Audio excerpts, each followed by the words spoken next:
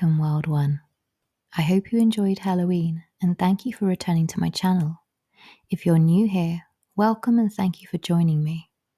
In this episode, we will dive deeper into the folktales of the moon and explore the psychology and spirituality of synchronicities. My recent episodes have been forest-based Halloween specials, as I do love Halloween. So this week instead, we will cozy up at the apothecary for some practical magical witchcraft and folklore. There is an English folk tale which tells that the moon who lit up the night sky for so long was banished or fell into a marshy bog. In the vast watery pools of seeping and steeping muddy peaty water, Moon lay. Yet even in her murky prison she shone brightly from the darkness. Those who dared to walk the perilous bogs were thankful for Moon's energetic light. Yet for all the light in this world there is also darkness, and inside the darkness the shady and harmful things do lurk, creeping around and waiting for their moment to carry out their malicious deeds. And as you may have experienced, dear Wild One, these sorts of things are most unpleasant. The shady things sought to overpower the moon, so they brought mud and leaves and all sorts of things to cover her up. Moon still shone, but under the mud, the leaves, and from inside the heart of the brooding bogs. With no light at night to stop them, the beastly shady boggits and things roamed, carrying out their evil deeds on any poor soul who was ill-fated to wander into the bogs at night. But Moon never ceased to shine, and the power of her light sent beams through the tiniest spaces upon the surface of the bog. Through a broken leaf or a gap in the mud, outpoured Moon's wondrous light, until an unsuspecting man lost in those bogs did see the shimmering, glowing, ethereal energy emanating from the muddy pools. In the darkness he moved towards it, holding his breath in fear at the ghostly eminence. As he drew close, he was struck by the beauty of the faint wisps of moonlight, and with his hands he dug for the source, pulling away the leaves and mud, sticks and marshland, as he fought through the debris left by the shady things and boggits. And there, at the bottom of the bog, he came face to face with the moon. He reached into the dark water and offered Moon his hand, freeing her from the watery depths. Moon rose and rose until she was so high in the sky that her beautiful round face could be seen by all as she shone with the exhilaration of freedom over the bogs and across the night sky. So, dear Wild One, whatever your trouble, remember that it is the smallest key that opens the heaviest and largest of doors. And even in the most hopeless and darkest of times, even the faintest flicker of your inner light shall overcome. This tale also reminds me that sometimes we all need to accept a little help in order to shine as brightly as we can, and of the power of lending our own helping hand to others.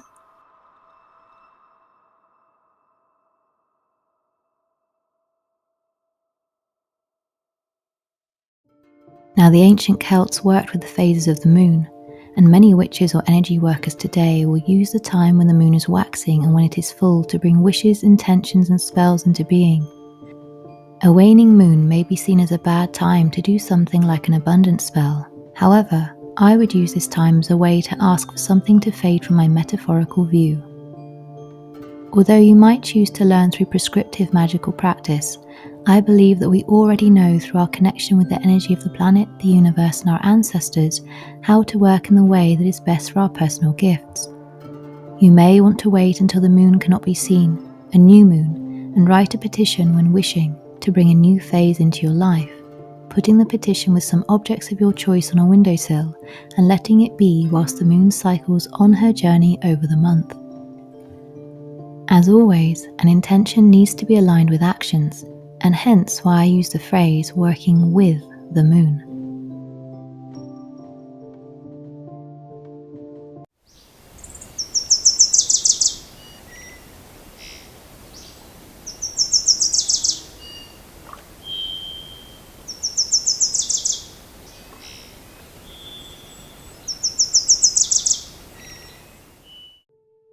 I am making an enchanted tea using dried flowers which are often associated with the moon, such as lavender and rose. I also trusted my intuition, which guided me to the hibiscus flower, which is rich in antioxidants and is said to have various health benefits. As always, Wild One, please be careful when trying new things, as flowers, herbs, and plants can have side effects.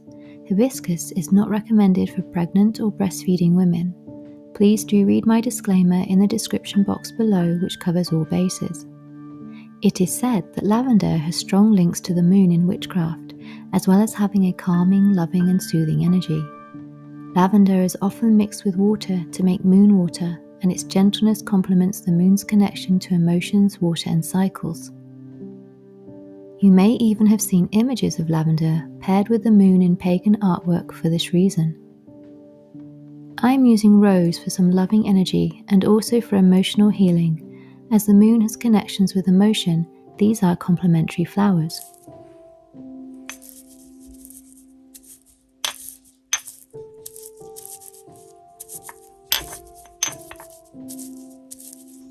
Hibiscus.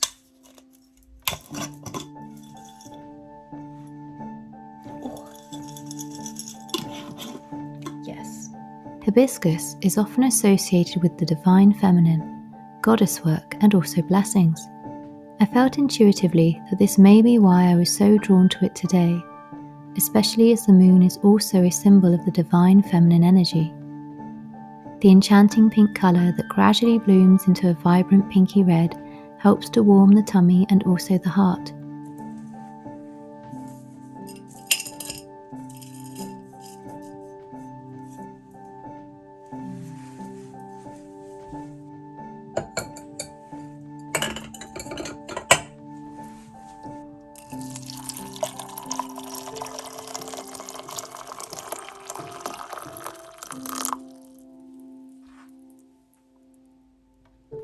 This cheerful drink will be one that I go to during the winter if I am feeling a little lackluster.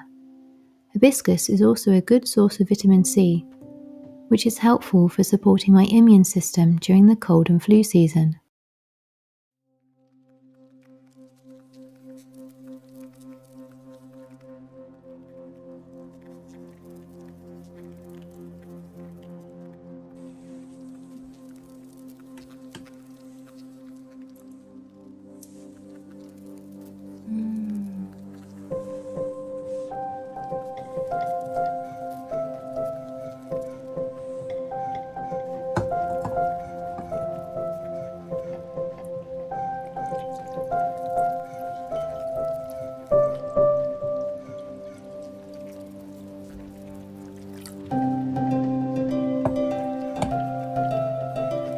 It's so pretty, and I have nicknamed it Hibiscus Moon Tea.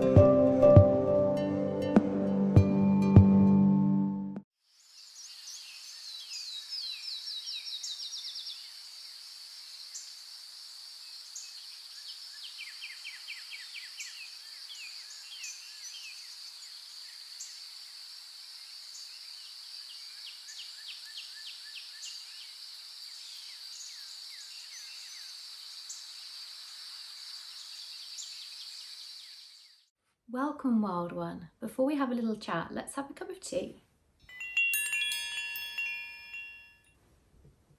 So it was the 26th of September when I posted my first video, and today is the 12th of October.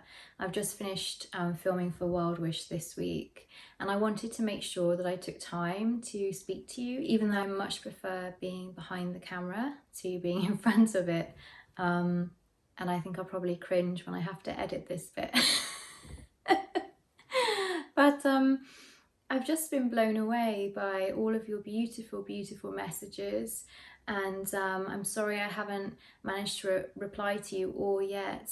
I've just been so busy, and also just so surprised by the support so far. And over the weekend, there's been another 100 subscribers when my third video went live, and I just can't believe it. It's yeah, I'm speechless. So I thought, as I was filming for the next episode of Wild Wish today, I thought that I would kind of be bold and make sure that I actually sat in front of the camera, which I normally prefer to be behind it, narrating and filming and editing, but I thought it was really important to be bold and brave and actually sit in front of you and say thank you, because it means so much to me. So one of the reasons that I started this channel was just this super strong sense to do it, as if there was something that I had to say or share that was important, even though I didn't really know completely what that was. And one of the things that I knew I wanted to achieve was I wanted to be able to connect myself back with nature and the energy that I believe that I come from, and eventually will go back to, of course, and the beauty of that, because I'm busy so much of the time, and when I take a break, I see the same things that you see on the news, and it's scary, and there's not a lot that I feel I can personally do about some of the things that are happening in the world. But one of the things that I can do is I can focus on what's beautiful, and that is what I wanted to try to convey in the videos. And also, I've always had a kind of fairy tale, wondrous way of looking at the world that I felt was kind of hard to explain. And so I've been trying to show what I see and how I see the world and how I experience the world through the medium of the films.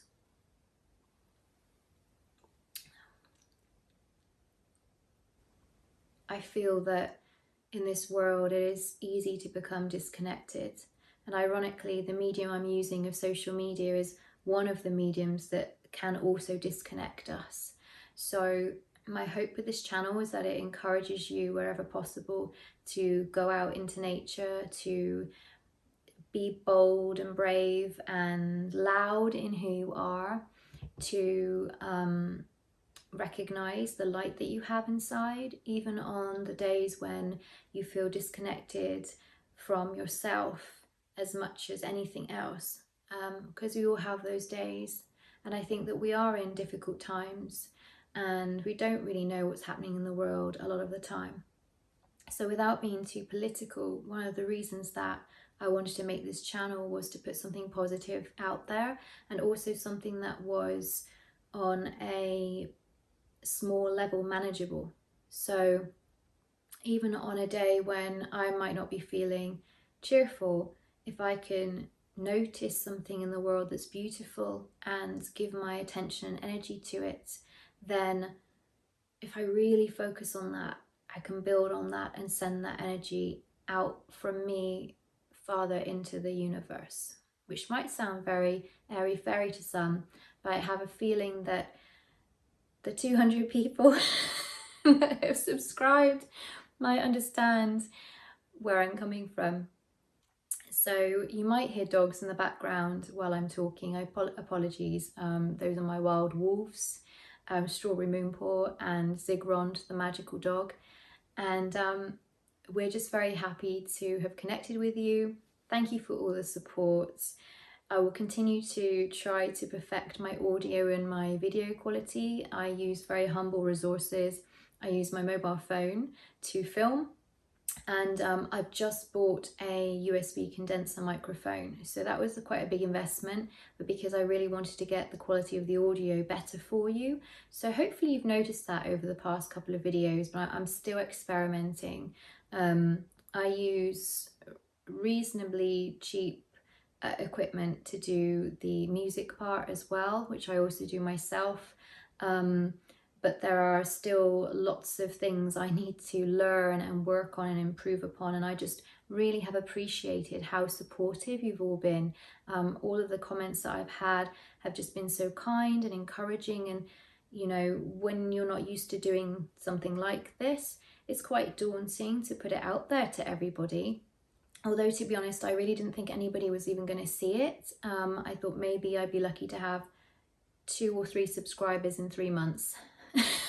I thought if I had 3 subscribers by the end of 3 months, then that would be good. So this has been just amazing, and I'm so grateful, and I hope that we can keep growing the channel together and that it can be a place that's positive, but not in the sense of positivism, which isn't actually something that I encourage. It's about recognizing that there are challenges and not pretending that they aren't there, but also seeing the beauty of this world and the beauty within ourselves and multiplying that outwards in the small ways that we can. And as the beginning of this video said, small keys open even the biggest, heaviest doors. So I hope that this community will continue to grow, and, you know, we'll be a strong force for positivity and light. So I'm going to go now. Cheers with my butterfly blue pea tea, whatever you're drinking, and wild wishes to wherever you are, of course. And I hope you enjoy the next segment, which is about synchronicities. And synchronicities fascinate me. They're a really important part of my sort of magical spiritual practice. I personally trust in them very much as signs and symbols and signals. And I'm really interested to know what your experiences are of synchronicities, or in what ways you use communication or tools or magic in your daily practice. So if you want to share, please do add that to the comments. And if you don't, I completely understand and support that as well. Wild wishes to wherever you are, Wild One. Thank you.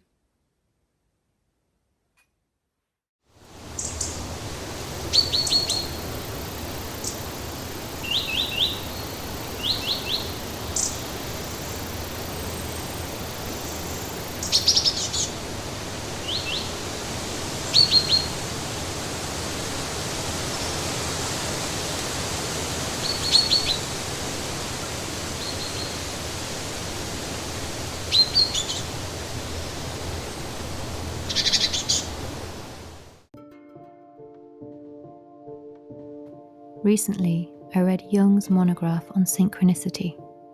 A famous part of his work is his account of seeing a patient who tells him of her dream in which a scarab beetle appears. At the same time she recounts this, a scarab beetle lands on Carl Jung's window.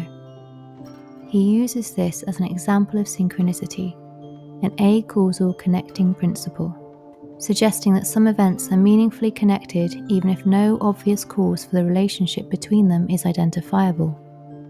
Also known as meaningful coincidence, a remarkable conjunction of events that lack an obviously causal connection. Synchronicity. Hello, Wild One. Hopefully you'll be able to hear me okay. I don't have a microphone on, so we're just going with what the phone can record, and I hope that will be clear enough. But what we're going to do is just see it. Nothing's been planned. I've just gone with my intuition, picked up some objects I have, and I've also picked up some cards. I don't want to use too many cards, simply because of, you know, just concerns over using other people's material, copyright, etc. So I will use quite a lot of natural objects and my intuition, and we're just going to see what we see. And what we're looking for are commonalities, synchronicities, coincidence, whatever one wants to call it. But it's like a game of snap, you know, what images and symbolism looks to be the same, and are we getting a consistent message? And then we sort of will take it from there. But let's start by, I would say, opening a bit of a doorway and just asking for guidance, which I do through symbolism. of lighting a candle. I've had the image of a butterfly coming to me over the last hour whilst I was thinking of doing this exercise. So I'm just gonna do a very rudimentary butterfly.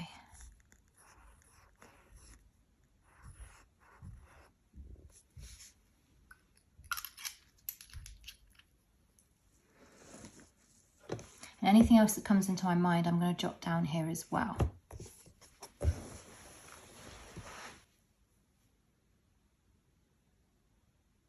So to start with, I've got some runes. So I'm going to just take 3 runes.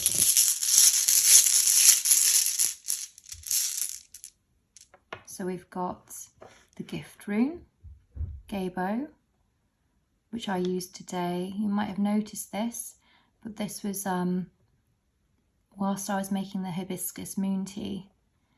I put 2 sticks in that shape next to this shape, next to this moon.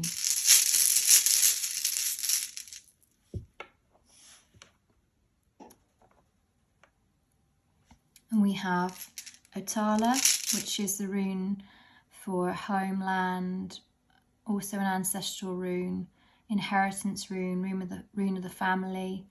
But as we know, I've used that. I've been focusing on the ancestors lately, so that could be a clue. And this one, which when we turn it like a page, need fire. So that could mean something to do with conflict.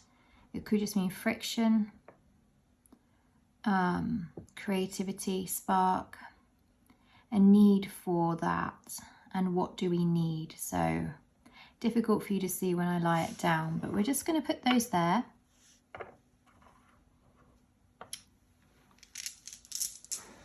And we're going to see what else comes up.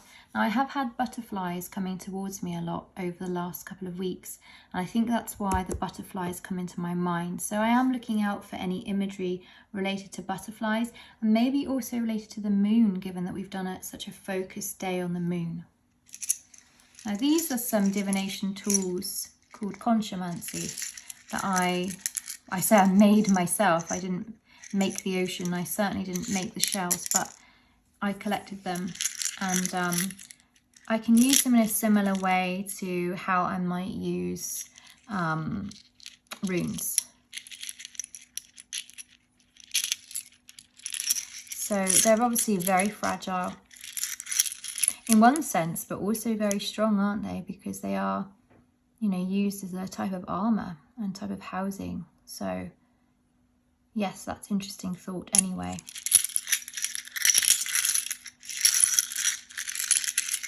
You know, I'm thinking about the Otala rune and homeland. I'm thinking about how the shells are making me think of a house.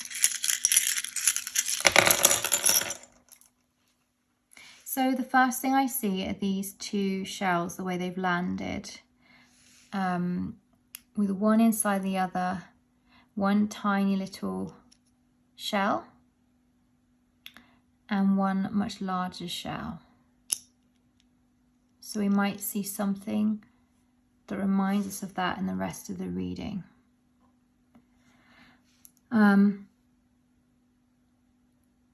There's a lot of upturned ones. So for me, I do think of these in relation to home. I think of these as being solid, and when they're upturned, there's something not solid going on. So that's something for me to give some thought to later on. And I notice this spiral, which makes me think about the work I've been doing with the ancestors. So at the moment, I feel like that's actually what's most important for me to notice. So I'm going to keep those ones out, and I'm going to put the other ones away.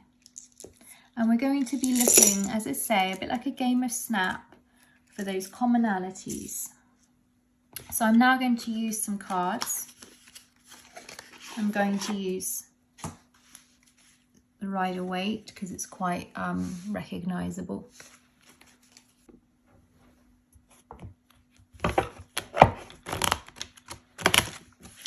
I do like to use the number 3 quite a lot due to its spiritual meaning. Sometimes 6, sometimes 9. So, you know, I was always taught to cut the deck with my left hand as my, as I'm right-handed. So I do cut with the left hand, and then, you know, that's like my subconscious. So we're just going to take 3 cards. So I have the 2 of Wands. I don't read them in reverse. It makes no difference to me. 6 of Pentacles. And the reason for that is because all cards have a duality anyway. I tend to read them in relation to everything else that's going on around the cards and just my senses. Okay, so interesting. We've got the 2 of Wands, and we've got the 6 of Pentacles, and we've got the 8 of Pentacles. So we're seeing some commonality between Pentacles already. Fire as well. Need fire. Two sticks. So in the runes, you know, this is thought to be representative in the Elder Futhark runes of, you know, someone rubbing 2 sticks together to create a fire. And so it's a bird's eye view of that. And here we have 2 wands. So we're not doing a tarot reading right now. We're looking for synchronicities. We're working synchronistically and intuitively.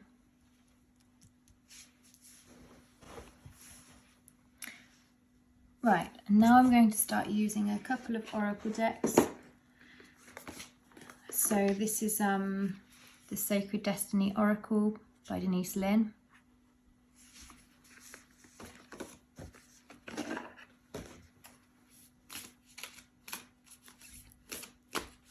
And the first one that comes up is flexibility, and it's got a tiger on it. A tiger going through a tunnel of trees. And 2 dolphins, happiness. And a sailboat in the middle of the night sky, which says enlightenment.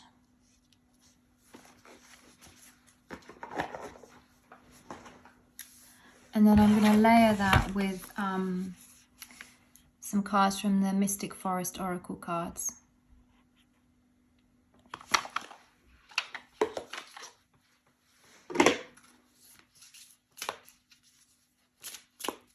Oh, they fell, so we'll go with that. Let it be.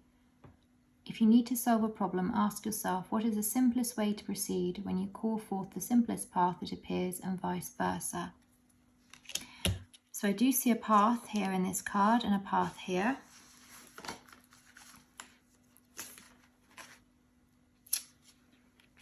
Interesting, because of my channel name. Whatever you wish. When you lessen the importance of problems and suffering, life will swing back into balance. Stop the struggle and feel peace. The world responds to you. So the synchronicity I see in these cards here is the word problem. So I think that, you know, the energy is here working with me in relation to a problem. Now, I didn't actually ask a question when I did this, which is actually how I prefer to work a lot of the time, which I believe is quite different. I think most people ask a very direct question, but when it comes to synchronicities, I like to feel the flow of what's coming in. I like to be freed up to notice it rather than be pushing my own data into the picture, if that makes sense. I want to get that. If spirit is like the cloud, then I want to be free of traffic to be able to receive the download instead of focusing on something else. So the last card here. Oops. Interesting that things are slippery. So that's another thing to notice. Slippery. I got a slippery, quick feeling.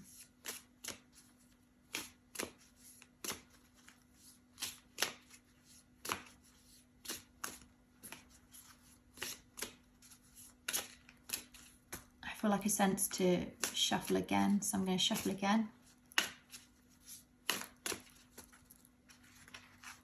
Make room. So this is very interesting. I was just thinking of this card. So there's the synchronicity for me. I was just thinking, I wonder if as part of this segment I'll tell the story about the card of making room, and then the make room card came up. So I'm going to take that as a massive hint that yes, I should tell the story. It's a very simple story. Last week, just before a meeting, I shuffled these cards and I just asked for guidance. It was the Mystic Forest Oracle cards, and I just asked for guidance, and I pulled one card, and it was this card, the Make Room card. And it says, create space to welcome positive change into your life. Let go of everything that doesn't align with the future you are creating. And then I went to the meeting, and in the midst of the conversation, the person said that I needed to make room, clear space. And then they said, and I just thought of this card, and I had it actually next to me on the table. It's a virtual meeting, but I looked down at the card, which obviously they didn't know was there. And as I looked down, they said, you may need to make room. So I just thought that that was really interesting. And the fact that I was just thinking about that and it came up.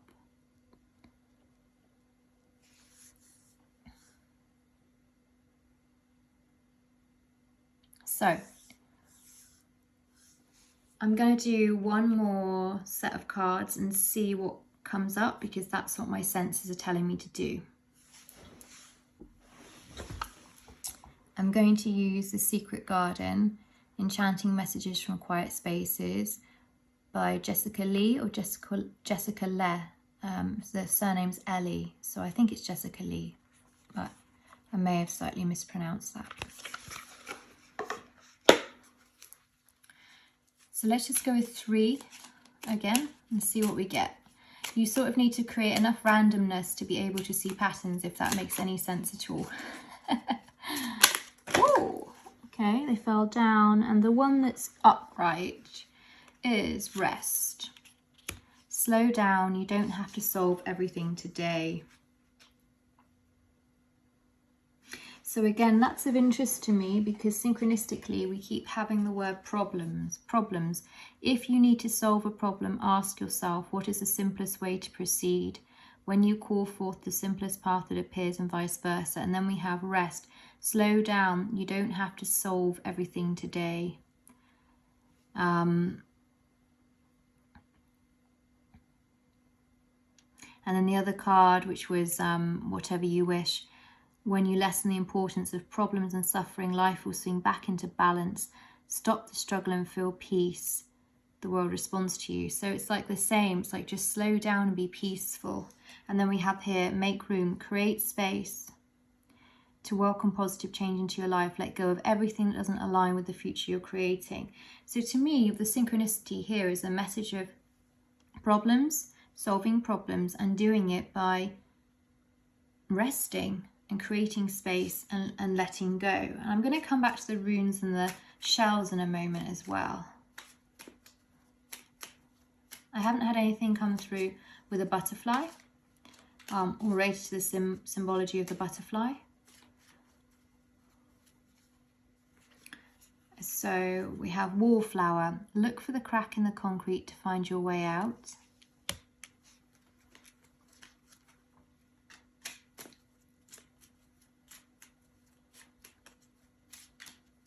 Now, I do understand the message behind these, but I'm going to be honest, I'm not going to share it on social media because I'm not trying to do a tarot reading, but there is a message for me coming through as well. And this last one just jumped out. So we go, when they jump out, let them jump out. And here we go, wildflower.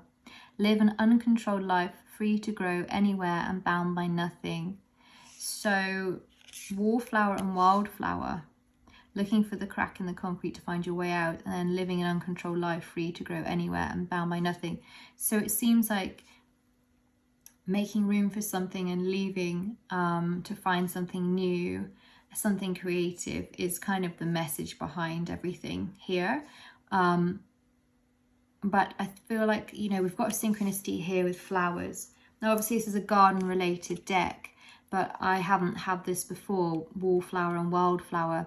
It almost seems like there's a contrast there, isn't there? And Wild Wish is the channel, and we've got you know, Whatever You Wish and Wildflower. So those words are synchronistic in itself, but to be a wallflower, you're not taking risks, whereas a wildflower is taking risks to bloom. So for me, there's synchronicity there, but there's also the contrast is as important as the things that are in common, if that makes sense. So if I just go back a moment, I'm going to put some of these to one side. We've got Need Fire, which is like the spark.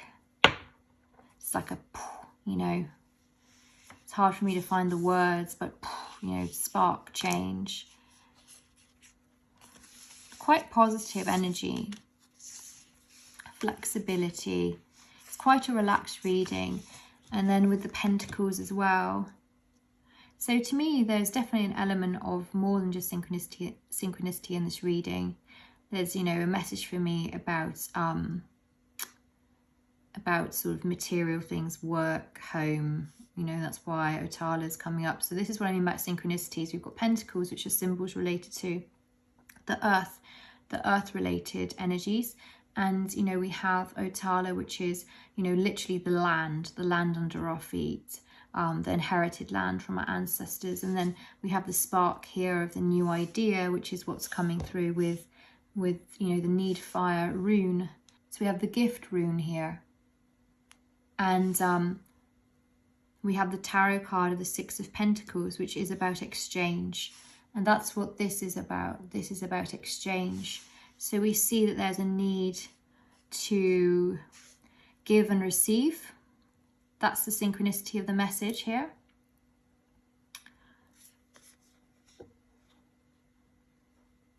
There's a lot of the synchronicity with the positivity, because these are positive cards. This one's a bit more neutral, but these two are positive cards. So we've got the happiness card.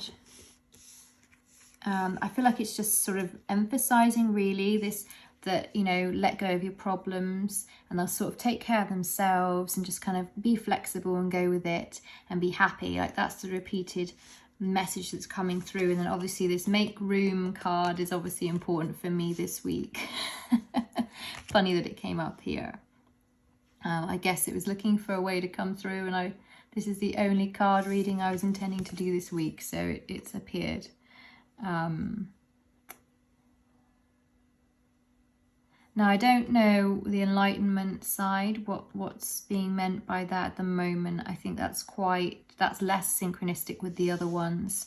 Possibly, you know, over the weeks that will make more sense. But obviously, there's a lot here about balance, and that's where we see the twos. So we've got two dolphins leaping, the Two of Wands. And this is a forward-facing card.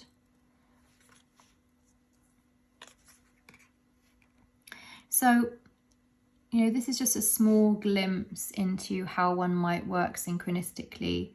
I normally use a lot more cards to build up layers and layers of the symbolism. But I have reduced that because, you know, obviously I don't own the copyright of all of these cards. They belong to the people who designed them.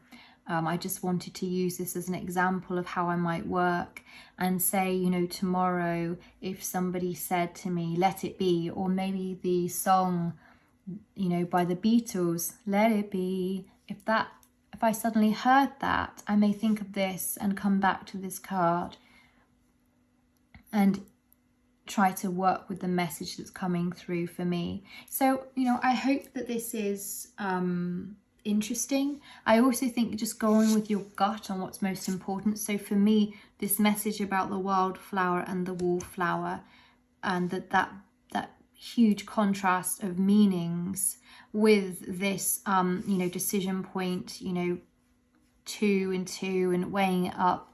Two of Wands is usually about making a decision of direction, and then we have this element of exchange in the middle. I think that's really interesting, and the friction. So a wildflower and a wallflower are opposites, And when you have friction, you obviously have sort of a condition of opposites sparking a new fire of creativity. And that is what's coming through for me really strongly. And as I speak, I sort of feel this very strong energy inside me telling me that's where the message is at. So I think there's a number of messages here, probably 2 or 3. One about the rest to solve problems, one about the contrast and taking a risk and just going off and being yourself, and the other is about flexibility. So I think it's maybe about knowing how to be both, knowing how to be the wallflower and how to be the wildflower. And so this is just an example of how I use patterns essentially to read my message. And as I do so, if I'm on the right track, I get this feeling in my spine and in the very center of my being that sort of lights up, which it is now. So I know that, you know, I'm aligned with the energy, it's making sense. And you know, I think we've got these 2 conditions, and here we have these 2 separate things in one, and I think that's what I'm seeing here. So the synchronicity for me is about being both the wildflower and the wallflower, and them crossing in the middle. I've just got it, it's just clicked in. That's what the message is. And perhaps that's why I'm thinking about butterflies, because butterflies don't go from caterpillar to butterfly. In the middle, in the cocoon, they're a soupy kind of mess. And yet they are both butterfly and caterpillar, I guess, in that moment, that liminal space, or neither, depending upon how you see it. And you know, the spiral is about the journey, isn't it? And things doubling over on themselves. Rather than things being linear, it's about them looping over. So being several different conditions at one time, like a spring. Lots of layers. A spring is lots of layers.